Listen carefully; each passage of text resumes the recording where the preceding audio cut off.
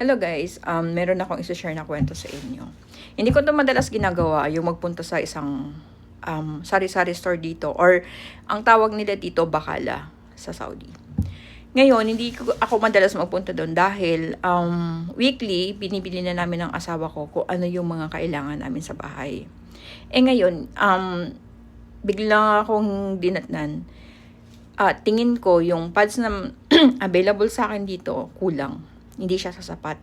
Kaya ang ginawa ko, nagpunta ako sa Bakala dito, sa may baba. Mga 2 minutes walk lang siya. Para bumili ng pads. Ngayon, dahil nahihiya akong bumili ng pads lang, bumili na rin ako ng ibang item. Kasi nahihiya akong sabihin dahil alam ko ang mga kahera doon ay mga lalaki. Kaya, nung hindi ko siya makita doon sa mga stands nila, nahiya ako magtanong.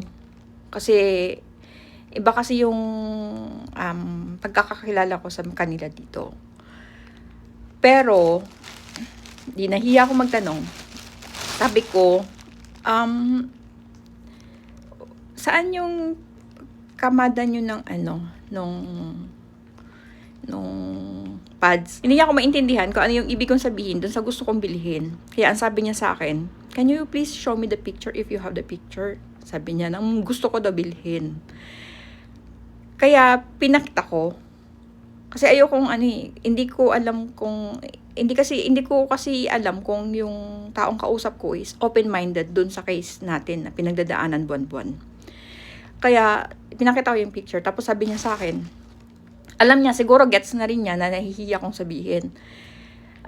Tinuro niya sa akin kung saan yung way, kung saan naka-display yung paninda nilang ganon. Tapos, ngayon ko lang napansin na ito yung mga binili ko. Ito siya. Kita, di ba? Kung ano yung mga binili ko. Pero, inano niya yung gusto kong bilhin. Talaga. Dalawang plastic or I think dalawang plastic to. Dalawang plastic niya para hindi siya nakikita. Kaya natutuwa ako dun sa kuya dahil dinalawa niya yung plastic para siguro kasi maglakad pa ako eh. For sure pag naglakad ako may mga madadaanan pa akong ibangkay. Kaya natutuwa ako dun sa kuya na dinoble niya yung plastic at naintindihan niya yung hiya ko habang naglalakad habang sinasabi ko rin sa kanya. Alam mo yung nag-iba yung pagtingin ko sa kanila. Na-earn niya actually yung respect ko sa kanya. Na parang siguro sabi niya nahihiya siya, so dodoblehin ko yung plastic ng binili niya.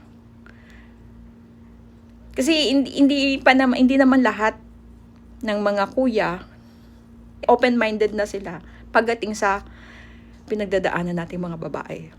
Kaya sa mga kuya na may respeto na pinagdadaanan namin mga babae, saludo po ako sa inyo. Galing nyo.